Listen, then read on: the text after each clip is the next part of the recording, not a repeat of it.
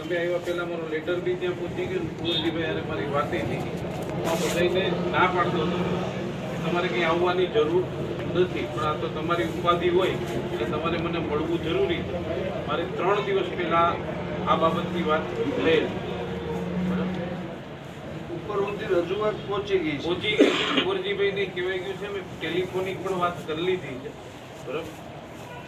અને એણે સૂચના આપી છે, પણ કલ્યાણી સાહેબ બહાર હતા. આજે એ આવી જશે. અમારું શું કહેવાનું છે ભાઈ કે આ પ્રોજેક્ટ છે, માની લો કે કેનાલથી અસંખ્ય ખેડૂતો છે ને રાજેશભાઈ જમીન વિહોણા થઈ જાય. હમણાં કરું.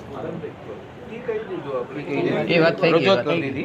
એક મિનિટ, કોઈ પણ કાળે આ બંધ રહેવો જોઈએ પ્રોજેક્ટ, એમ અમારું કહેવાનું છે. હું એમ જ કે મને જે ટેલિફોનિક બધાના ફોન આવ્યા એ બધાના ઓલા ઉપર થઈ અને રાજસીભાઈએ કીધું, વિક્રમભાઈએ કીધું, મનસુખે કીધું, બીજા ઘણા બધાના ફોન આવ્યા.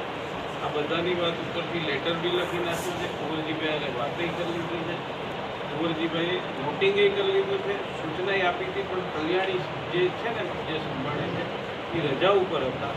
આજે આવવાના છે. ઉપર પછી વાતે કરી છે એની જોડે હું વાત.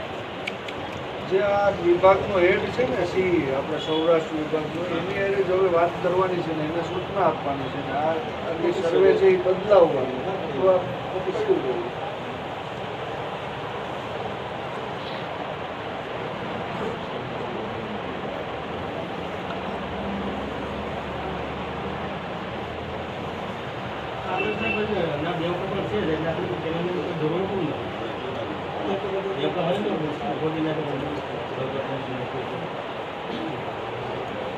દેવકા ને હિરણ ઊંડી ઉતારી નાખે.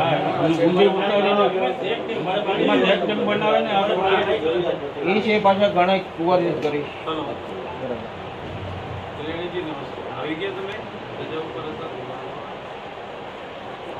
મારે એ વિષય પેલો હતો, એ કેનાલનો સર્વે થાય છે પેલા દરિયાકાંઠાવાળો ગીર સોમનાથ.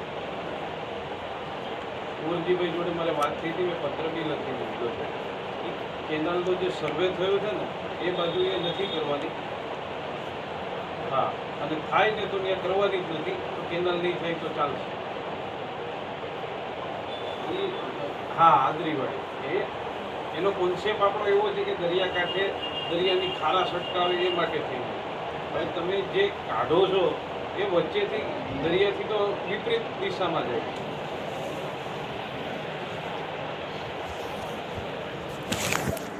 તમે જરા ચેક. હા,